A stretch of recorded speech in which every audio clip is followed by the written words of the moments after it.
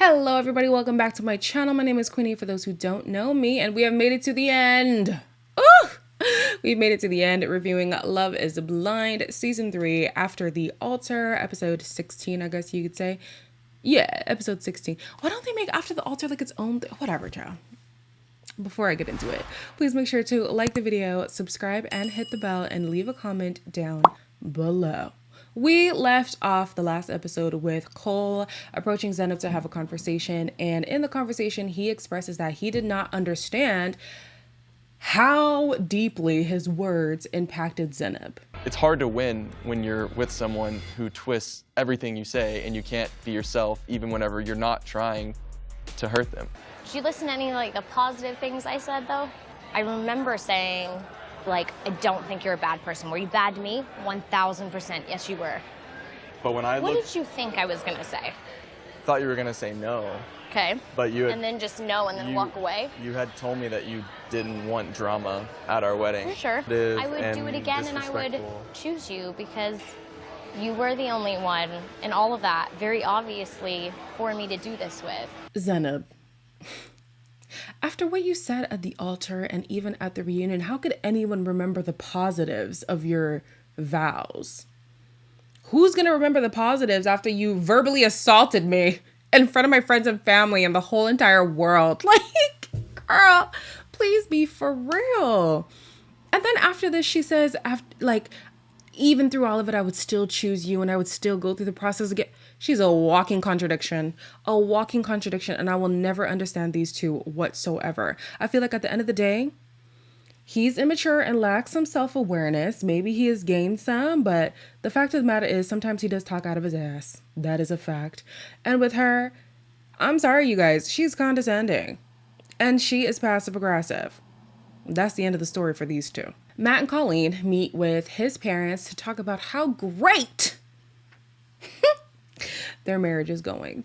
I can't imagine a life without him. Yeah, as much as you annoy me. I did it on purpose. Yeah, no, don't do it. Him going to multiple ballets is not something he would have normally done. Yeah. That made me more confident, the fact that he was going to all your shows. Yeah. I really do see the love that he has for me. And yeah, I'm really happy right now. So you mean to tell me all this man has to do is put down the toilet seat and attend your ballet shows and he's a stellar husband? Not us praising the bare minimum. The bare minimum. His mom made it a point to say y'all are both stubborn. And they do acknowledge that. They do accept that. But even the parents have this mentality of, if you guys keep coming back after all your fights, clearly there's something that's worth fighting for. Not all the time. I'm sorry. That theology, that ideology, that point of view, that worldview, it is not always true, okay? I feel like if the crux of your relationship is bickering and arguing, why do you want to stay? Oh, because we're drawn back to each other. So what? Clearly not drawn enough to live together. Yeah, that's what I thought. Also, these people want to go and say, oh, can't wait for grandkids. You want these kids to be raised by the grandparents, don't you? These two are not going to raise no kids together. Please. Anyways, Matt and Colleen are looking at buying a house. Okay.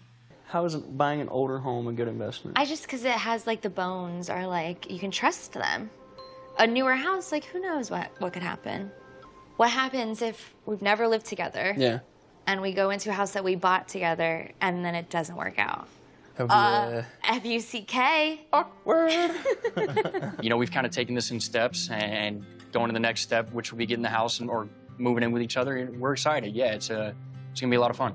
It absolutely blows my mind that their greatest fear in home buying is not the type of home, the year of the home. Are we going to go modern? Are we going to go traditional, an older house, a newer house? No. What if living together will ruin their relationship? These two are not married. These two are not married. You guys are dating. And somehow legally you were attached to each other. I don't know why you would take that step. You literally could have said no at the altar and then done whatever you're doing now. What is the difference? This is not a married couple. Not a traditional one, at least. Let me say that. This is not a traditional married couple. So we see SK and his brother going ring shopping. And basically SK is like, I'm going to pull out all the stops for this engagement. I want everybody to be able to see how big the ring is, how shiny the ring is, how much money I spent on this ring. Yeah. You know, great. Happy days. So on his last day in town, Raven is under the impression that they're going for a dinner, which they typically do. They typically, you know, have a nice lavish meeting of the minds over food. But no, it's SK's proposal. Our love story has been uniquely Raven and SK from the very beginning. I commit to you my very best self. I commit to love you and let you grow without borders. Will you marry me again? Yes. Yes. Writing down like the man that I've always wanted, SK literally hits all of those things. The perfect vision, everything that I always wanted. Well, now we know the legalities that Raven was talking about on social media, saying I can't get into it for legal reasons or taking legal action, something like that. I don't quite remember, because clearly after the altar people, the people over at the Netflix wanted to keep the narrative that these two were a happy couple. Redemption. Look, it didn't work out at the altar, but it's working out again. They're engaged. Wow, this process really does work. My booty hole. This process do not work. This process does not work, except if you are Cameron and Lauren. It don't really work. I'm so sorry. I don't know if I can see the married couples of this season lasting too long. I'm going to be frank about it. The most hope I do have is in Brandon and Alexa. But even if things were to dissipate, I would be like, you know. So anyways, they do this like fast forward a few months later where Raven is talking about things not going right in the relationship, ultimately leading to them no longer being engaged. That really sucks. SK cheated on me and now our relationship is over. I really was so invested in the person that everyone saw and everyone loved. Like, that's the person that I saw and I loved every day too. That was not the person that I thought that I was with. Man, dealing with SK must be traumatic. You've been engaged to this man twice. And you've had to end the engagement twice. Oof. I know when I was covering some of the cheating rumors and stuff like that, some people were saying he didn't cheat on her. These women were from before. These women had nothing to do with Raven and his relationship, blah, blah, blah. Well, here Raven is explicitly saying from her mouth she was cheated on. I don't know why we didn't get to see anything from SK. Nothing. No talking head, no confessional, nothing. No closing remarks. You don't want to speak to us, SK? Why? We want to hear what you have to say. What is the benediction, sir? Tell us. But yeah, they didn't work out. We all knew that. So no surprise there. I still believe there was some knowledge on Raven's part, but I guess we'll never know.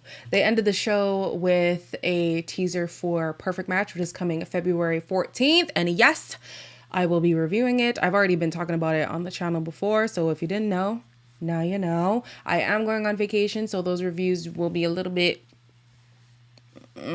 all over the place. So be patient with me, okay? As always, like, comment, share, and subscribe. And I will see you in the next one.